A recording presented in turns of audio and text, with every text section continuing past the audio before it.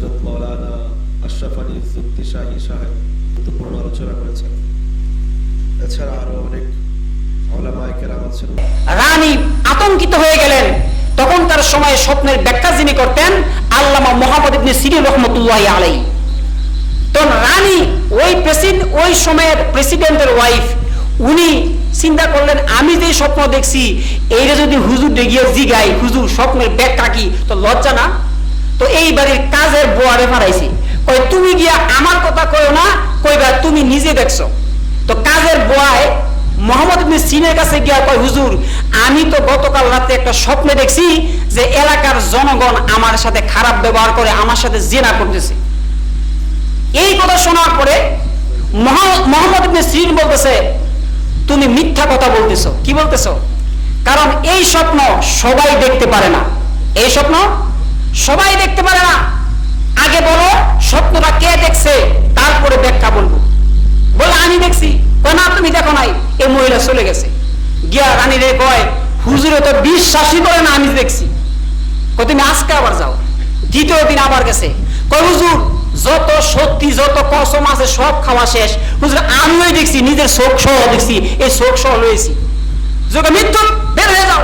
দ্বিতীয় দিনও বার করে দিছি। রানীর মনে তো অশান্তি, হায় হায় কি দেখলাম। এখন তৃতীয় দিন কয় ঠিক আছে হুজুর যেহেতু তোমার ব্যাখ্যা কই না, তুমি আজকে গিয়ে আমার নাম কইবা।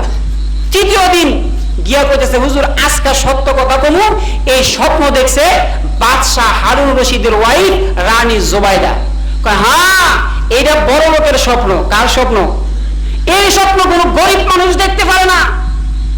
কয় স্বপ্নের ব্যাখ্যা হলো রানী জুবাইদার মাধ্যমে দেশের মানুষের এমন উপকৃত হবে যা মানুষ অনেক উপকৃত হবে। দেখা গেল 810 খ্রিস্টাব্দে রানী জুবাইদা যখন মক্কা শরীফে হজ করতে গেলেন, তখনকার সময় মক্কার পরিবেশ বর্তমান অবস্থার মতো ছিল না। তখনকার হাজিদের জন্য পানির জন্য খুব সংকট ছিল। একটাই মাত্র পানির ব্যবস্থা ছিল। বর্তমানে যারা হজ করতে যান সরকারি ওয়াটার ট্রিটমেন্টের ব্যবস্থা আছে, জায়গায় জায়গায় পানির ব্যবস্থা আছে, শীততাপ নিয়ন্ত্রিত ব্যবস্থা আছে। তখন রানী জুবাইদা হাজিদের এই অবস্থা দেখে তিনি 20 বর্গ কিলোমিটার এমন একটি নহর তিনি খনন করেছিলেন যার মাধ্যমে হাজিরা পানি পান করতে পারে।